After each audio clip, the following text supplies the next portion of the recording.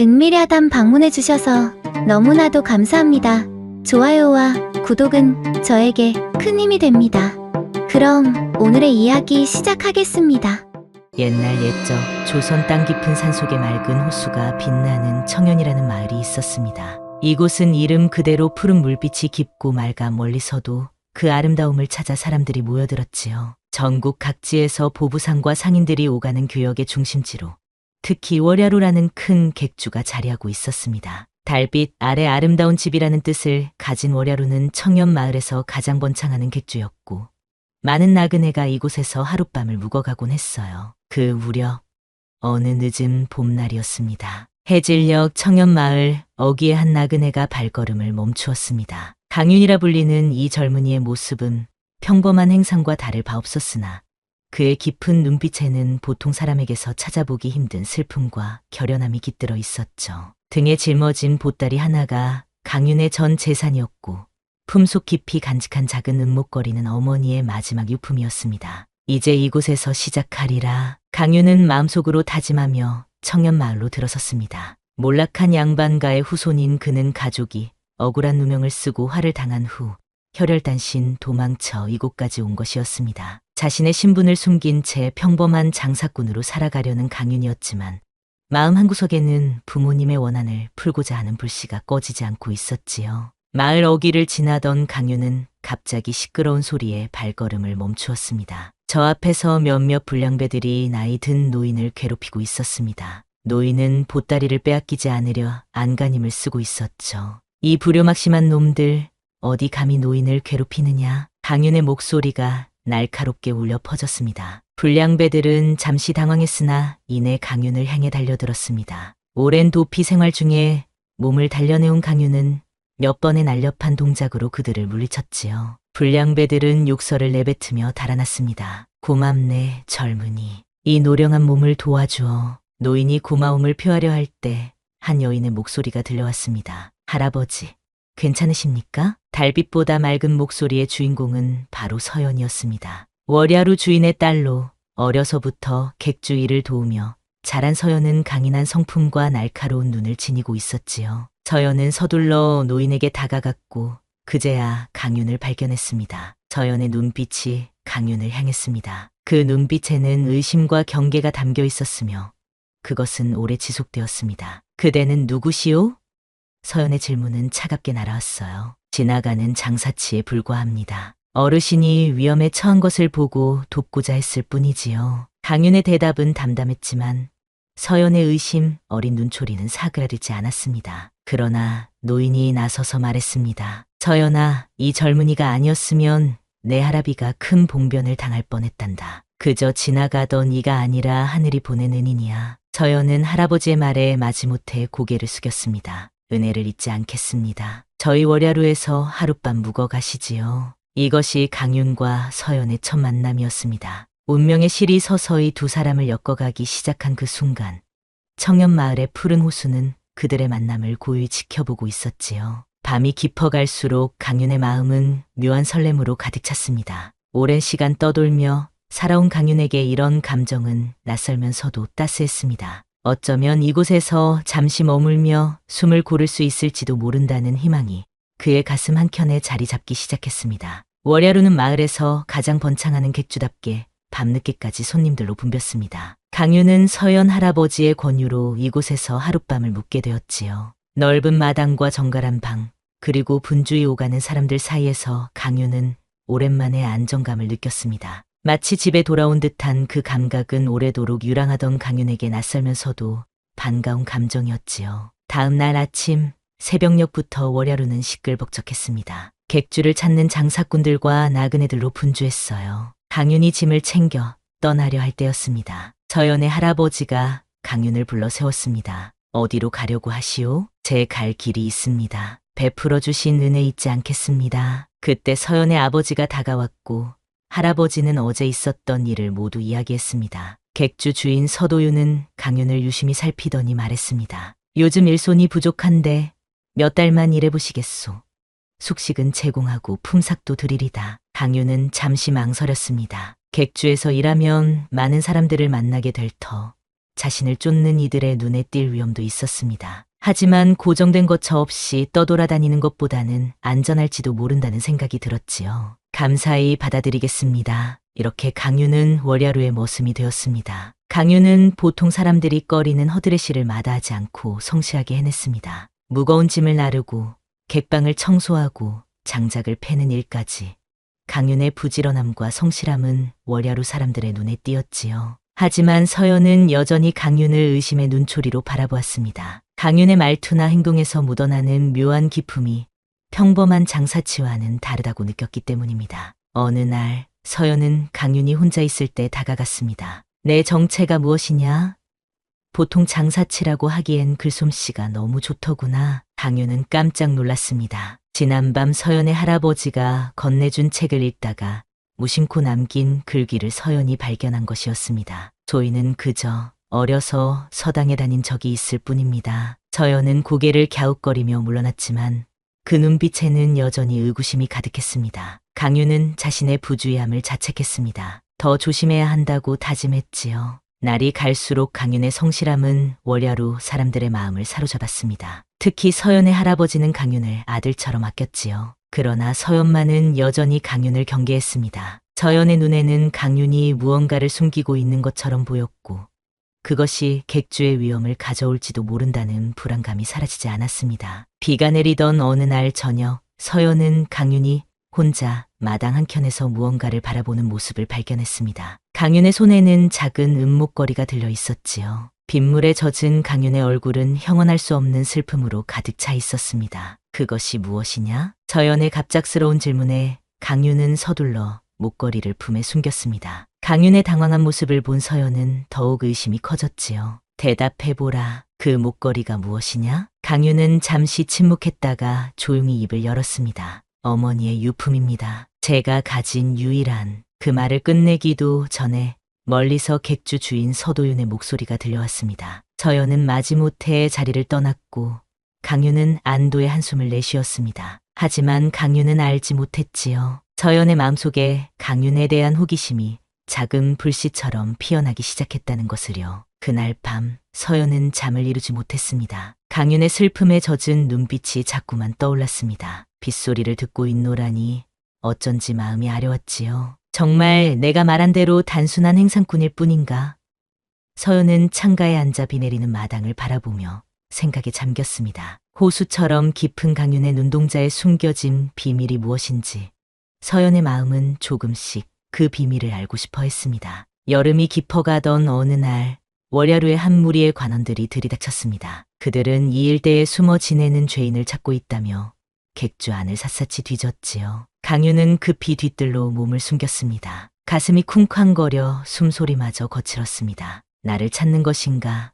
강윤의 생각이 혼란스러웠지요. 여기 수상한 자가 있다고 들었소만 객주 안에 낯선 사람은 없소. 우두머리 관원의 말에 객주 주인 서도윤은 태연하게 대답했습니다. 저희는 객주를 운영하는 사람들이라 손님들이 오고 가는 것이 일상입니다만 특별히 수상한 자는 없었습니다. 혹시 어떤 분을 찾고 계신지요? 관원들은 서로 눈빛을 교환하더니 종이 한 장을 꺼내 들었습니다. 그것은 수배장이었고 거기에는 강윤과 흡사한 인상착의가 묘사되어 있었습니다. 서연은 그 수배장을 보는 순간 가슴이 철렁 내려앉았어요. 바로 강윤이 아닌가? 이 자는 국가의 대역죄를 지은 흉악한 범죄자의 아들입니다. 만약 숨겨주거나 도와준다면 같은 죄로 다스려질 것이오. 서연은 순간 망설였습니다. 이제껏 품어온 의심이 현실이 된 것 같았지요. 하지만 동시에 강윤의 슬픔에 젖은 눈빛과 성실한 모습이 떠올랐습니다. 그가 정말 흉악한 범죄자일 리 없다는 생각이 들었습니다. 그런 자는 본 적이 없습니다. 저희 객주에는 없습니다. 서연의 단호한 목소리에 관원들은 의심스러운 눈초리를 보냈지만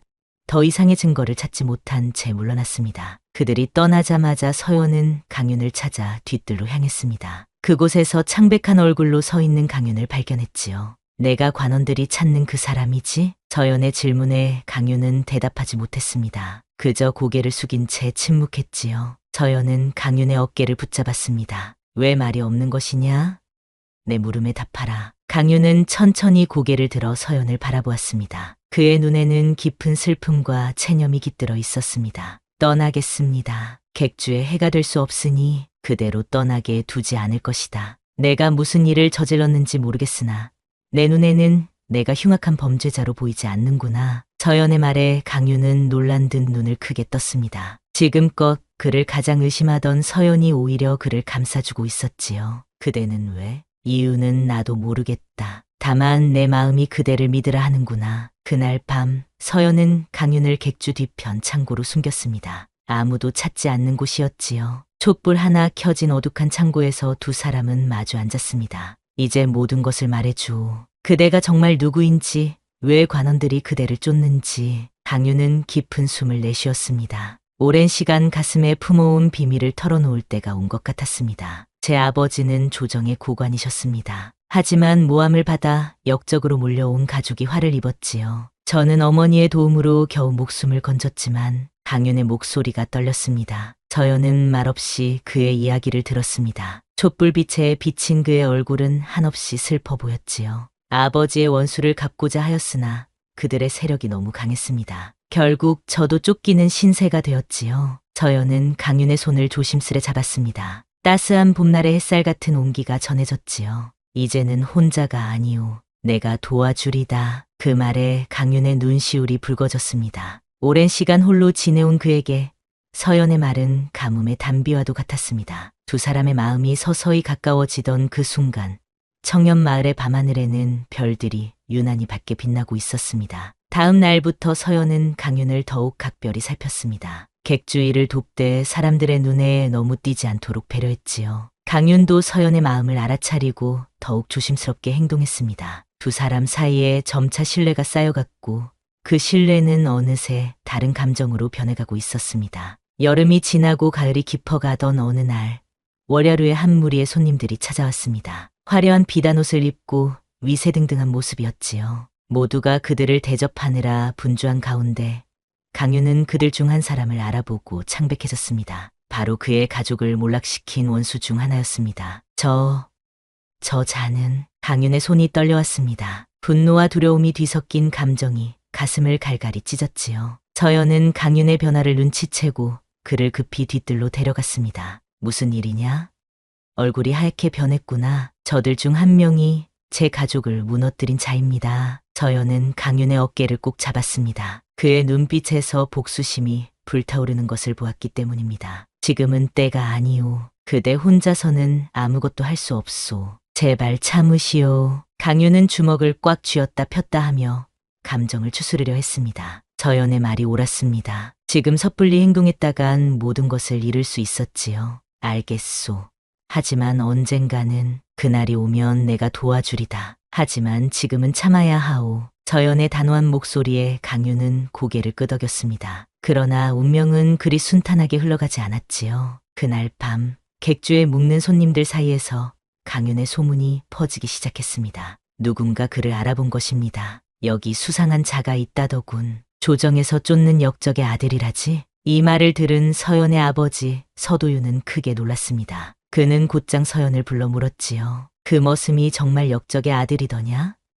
내가 알고 있었느냐? 서연은 잠시 망설였지만 곧 결심한 듯 대답했습니다. 알고 있었습니다. 하지만 아버지, 강윤은 결코 나쁜 사람이 아닙니다. 그의 가족이 억울한 누명을 쓴 것입니다. 서도윤은 한숨을 내쉬었습니다. 그의 얼굴에는 근심이 가득했지요. 아무리 그렇다 해도 우리 객주의 역적의 아들을 두었다가는 화를 입을 수 있다. 당장 내보내야 한다. 아버지, 그럴 수 없습니다. 그는 지금 갈 곳이 없습니다. 서연의 간절한 호소에도 서도윤은 고개를 저었습니다. 객주 전체의 안위를 생각해야 했기 때문이지요. 그날 밤 서연은 강윤을 찾아가 상황을 설명했습니다. 떠나야 합니다. 아버지께서 그대를 알아본 손님들 때문에 위험하다고 하십니다. 강윤은 고개를 끄덕였습니다. 이미 예상했던 일이었지요. 알고 있소. 그동안 베풀어 주신 은혜 평생 잊지 않겠소. 그러나 서연은 강윤의 손을 꼭 잡았습니다. 달빛 아래 비친 서연의 눈동자는 호수처럼 맑고 깊었습니다. 함께 가겠소.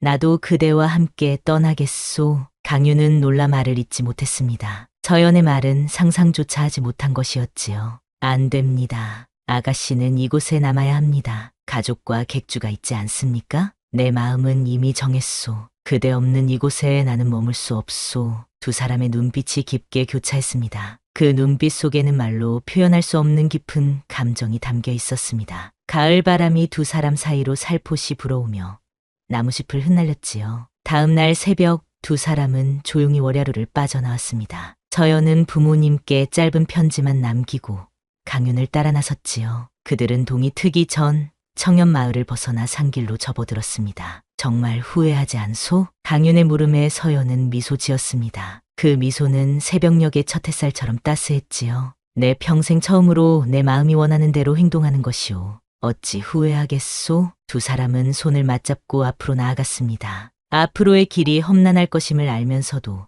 함께라면 어떤 어려움도 이겨낼 수 있을 것 같았습니다. 저 멀리 아침 햇살이 산등성이를 물들이기 시작했고 새로운 하루가 그리고 새로운 삶이 두 사람을 기다리고 있었습니다. 그러나 그들의 여정은 쉽지 않았습니다. 관원들의 추적을 피해 산길로만 다니며 마을에는 좀처럼 들어가지 못했지요. 배고픔과 추위에 시달리면서도 두 사람은 서로를 위로하며 고난을 견뎌냈습니다. 그리고 그 과정에서 서로에 대한 마음은 더욱 깊어만 갔습니다. 깊은 산중에서 보름이 지난 어느 날 강윤과 서연은 작은 초가집을 발견했습니다. 폐가처럼 보였지만 비와 바람을 피할 수 있는 공간이었지요. 날씨가 점점 추워지고 있었기에 두 사람은 그곳에서 잠시 머물기로 했습니다. 여기서 며칠만 쉬었다 가면 좋겠습니다. 아가씨께서 많이 지치셨을 테니. 강윤의 목소리에는 걱정이 묻어났습니다. 서연을 바라보는 그의 눈빛은 따스한 봄날의 햇살 같았지요. 서연은 미소 지으며 고개를 끄덕였습니다.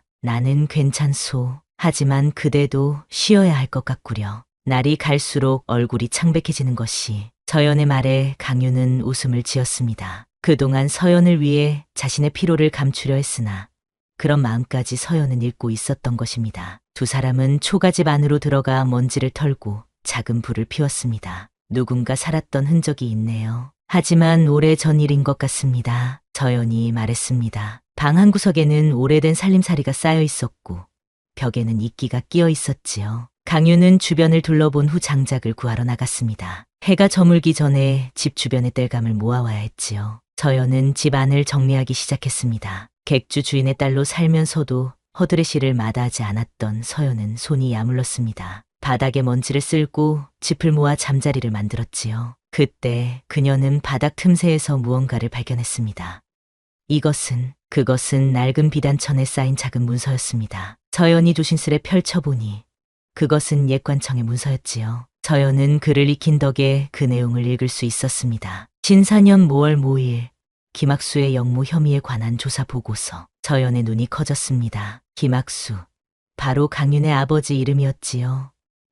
서연은 숨을 죽이며 문서를 읽어 내려갔습니다. 문서에는 김학수가 누명을 썼다는 증거와 그를 모함한 이들의 이름이 명확히 적혀 있었습니다. 그리고 그 가운데에는 지금 월야루에 머물렀던 그 손님의 이름도 있었지요. 이것이면 강윤의 아버지가 결백하다는 증거가 될 수 있을 거야. 서연의 가슴이 뛰었습니다. 이 문서는 강윤에게 새 삶을 줄 수 있는 소중한 것이었습니다. 그때 문 밖에서 발자국 소리가 들렸지요. 아가씨, 장작을 구해왔습니다. 강윤이 돌아온 것이었습니다. 서연은 급히 문서를 숨기고 강윤을 맞이했습니다. 지금 당장 알려주고 싶었지만 확실한 계획이 필요했습니다. 이 증거를 가지고 어떻게 강윤의 이름을 씻을 수 있을지 서연은 밤새 생각했지요. 그날 밤 작은 불빛 아래에서 두 사람은 오랜만에 따뜻한 식사를 했습니다. 산에서 따온 도토리와 강윤이 잡은 토끼로 만든 소박한 식사였지만 함께여서 더없이 풍성하게 느껴졌지요.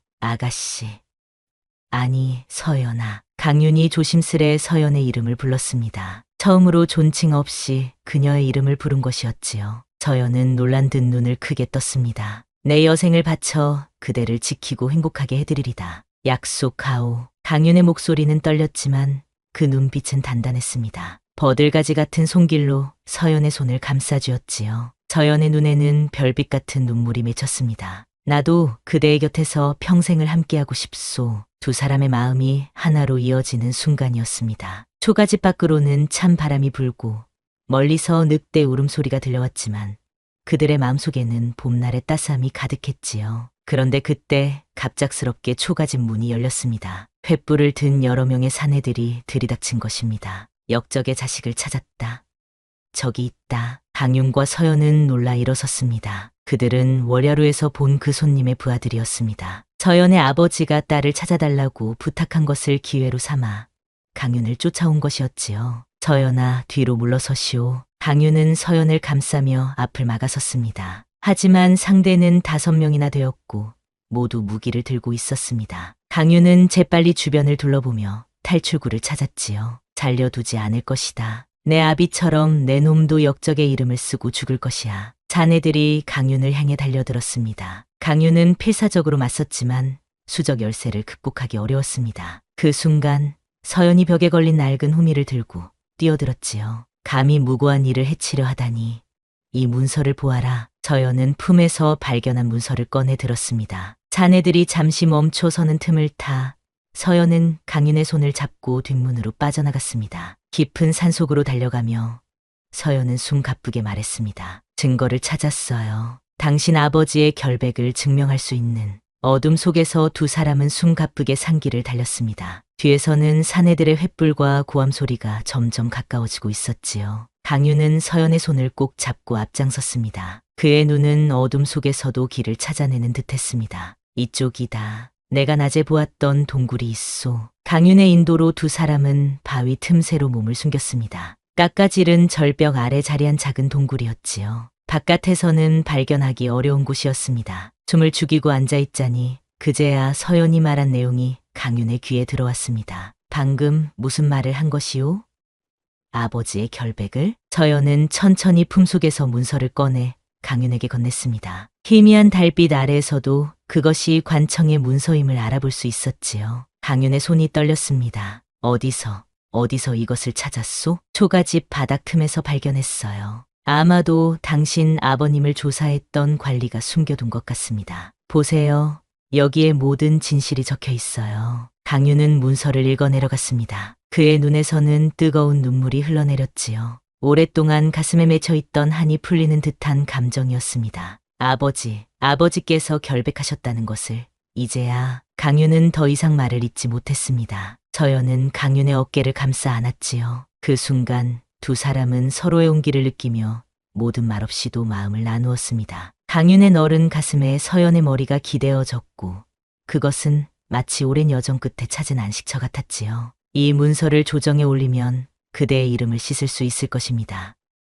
그리고 서연의 말이 채 끝나기도 전에 동굴 밖에서 발소리가 들려왔습니다. 두 사람은 숨을 죽였지요. 자네들이 지나간 것 같았으나 안전을 위해 그들은 밤새 동굴에서 기다리기로 했습니다. 내일 새벽 이곳을 빠져나가 한양으로 향하겠소. 이 문서를 조정에 올려 진실을 밝혀야 합니다. 강윤의 목소리에는 결연함이 담겨 있었습니다. 이제 그는 더 이상 도망자가 아니라 가족의 명예를 되찾기 위해 싸우는 사람이 된 것이었지요. 서연은 고개를 끄덕였습니다. 함께 가겠소. 끝까지 그대의 곁에 있겠소. 밤이 깊어가고 동굴 안은 점점 추워졌습니다. 서연이 몸을 떨자 강윤은 자신의 겉옷을 벗어 그녀에게 덮어주었지요. 서연은 부끄러운 듯 고개를 숙였지만 강윤의 따스한 마음이 그녀의 가슴까지 데웠습니다. 잠시 눈을 붙이시오. 내가 지키고 있을 테니. 강윤의 목소리는 어둠 속에서도 서연에게 안정감을 주었습니다. 그녀는 강윤의 어깨에 머리를 기대고 스르르 잠이 들었지요. 강윤은 잠든 서연의 얼굴을 바라보았습니다. 달빛에 비친 그녀의 모습은 마치 고요한 호수에 비친 달 같았지요. 당신이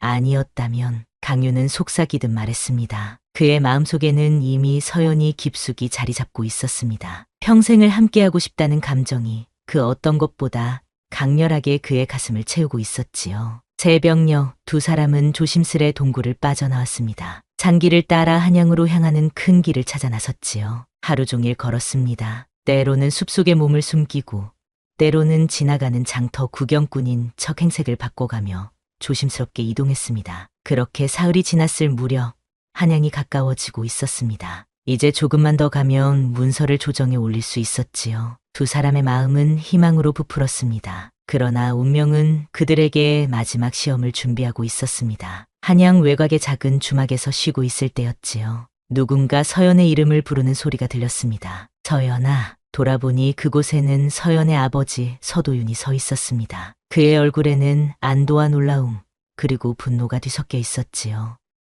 아버지, 서연은 놀란 표정으로 아버지를 바라보았습니다. 서도윤은 딸을 끌어안았다가 곧 강윤을 향해 녹이 어린 눈길을 보냈습니다. 이놈, 감히 내 딸을 데리고 도망치다니. 서도윤은 강윤에게 달려들려 했지만 서연이 그 사이를 막아섰습니다. 아버지, 그런 것이 아닙니다. 제가 스스로 원해서 따라 나선 것이에요. 그리고 이 사람은 억울한 누명을 쓴 사람입니다. 서연은 황급히 문서에 대해 설명했습니다. 처음에는 믿지 않던 서도윤도 관청의 직인이 찍힌 문서를 보고는 놀란 표정을 지었지요. 이것이 사실이라면 서도윤은 문서를 자세히 살펴보았습니다. 그의 표정이 점차 변해갔습니다. 처음에 분노는 놀라움으로, 그리고 마침내 깊은 사색으로 바뀌었지요. 이 문서가 진짜라면 그대의 아버지는 억울한 누명을 쓰신 것이 분명하오. 서도윤의 목소리는 무거웠습니다. 세상의 부조리함과 한 가문의 비극을 마주한 무게가 느껴졌지요. 강윤은 정중히 고개를 숙였습니다.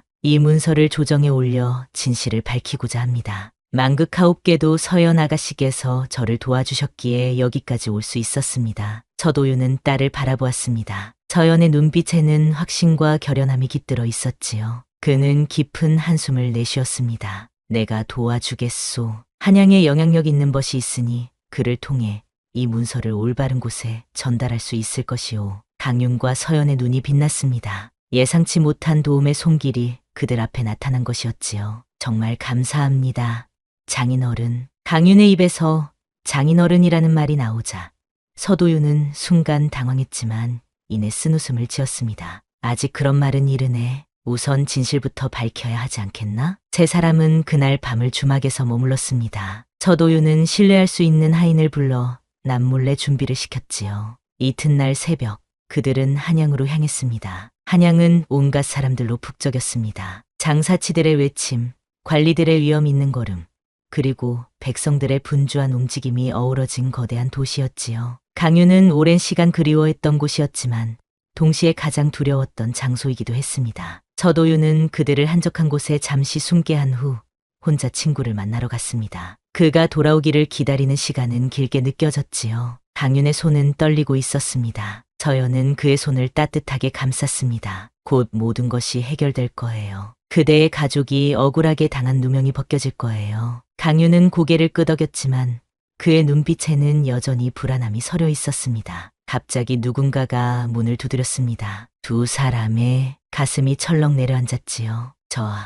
아가씨, 접니다. 다행히 서도윤이 보낸 하인이었습니다. 그는 숨을 고르며 말했습니다. 주인님께서 오시라 하셨습니다. 좋은 소식이 있다고 하십니다. 두 사람은 하인을 따라 조심스레 이동했습니다. 한양의 북촌 고택에 도착하자 그들을 맞이하는 이는 조정의 중신이었습니다. 그는 엄중한 표정이었지만 눈빛은 온화했지요. 그대가 김학수의 아들 김강윤이요? 강윤은 고개를 숙였습니다. 오랜 시간 숨겨온 자신의 본명을 다시 들으니 가슴이 울렁거렸습니다. 그렇습니다. 그 문서를 살펴보았소. 그리고 당시 상황을 조사해보니 그대 아버지는 정말 억울한 누명을 쓰신 것이 분명하오. 이 사실을 임금님께 올리겠소. 강윤의 눈에는 눈물이 고였습니다. 마침내 그토록 바라던 순간이 눈앞에 펼쳐진 것이었지요. 이틀 후 놀라운 소식이 전해졌습니다. 임금께서 김학수의 무고함을 인정하시고 그 가문의 명예를 회복시키라는 명을 내리셨다는 것이었습니다. 강윤은 아버지의 이름이 씻겨진 것에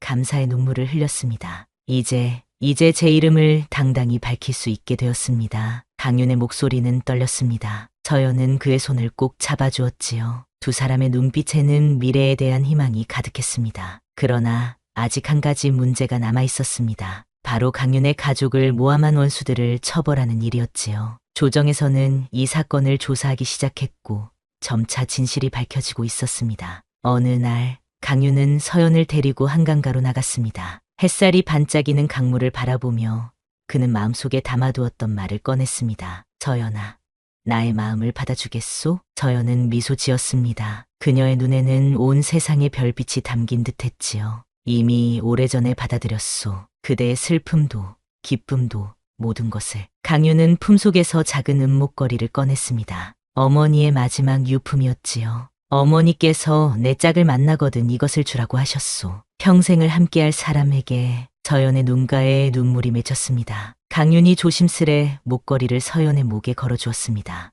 은빛 장식이 햇살에 반짝였지요. 이제 우리의 새로운 삶이 시작되는 것이오. 강윤의 말에 서연은 고개를 끄덕였습니다. 그들의 앞에는 이제 명예를 회복한 양반가의 자제와 객주 주인의 딸로서가 아닌 한 남자와 한 여자로서의 삶이 펼쳐져 있었습니다. 그 길이 어떠하든 함께라면 모든 것을 이겨낼 수 있을 것 같았지요. 봄이 다시 찾아온 청년마을. 월야루는 어느 때보다 활기찼습니다. 강윤과 서연의 혼례를 앞두고 객주 안팎이 분주하게 움직이고 있었지요. 그들이 한양에서 돌아온 지 반년, 강윤의 가문은 완전히 명예를 회복했고 이제 그는 당당한 양반의 신분을 되찾았습니다. 그러나 강윤은 서연과 함께 객주를 운영하기로 했습니다. 세상의 시선과 관습에 얽매이지 않고 두 사람이 진정으로 원하는 삶을 살기로 한 것이지요. 이리 놓고 저리 놓고 어이구 신부집이라 일이 바쁘다니까. 서연의 할머니는 혼례 음식을 준비하느라 종일 부산했습니다. 서연은 방 안에서 혼례복을 입어보고 있었지요. 붉은 원삼에 화려한 비녀를 꽂은 모습은 마치 꽃 속의 꽃봉우리 같았습니다. 아가씨, 정말 고와요. 꼭 선녀님 같아. 몸종이 감탄하며 말했습니다. 서연은 수줍게 미소 지었습니다. 그녀의 가슴 속에는 설렘과 긴장이 교차했지요. 마당 쪽에서는 강윤이 혼례 준비를 돕고 있었습니다. 그는 더 이상 머슴이 아니라 월야루의 주인이 될 사람이었지만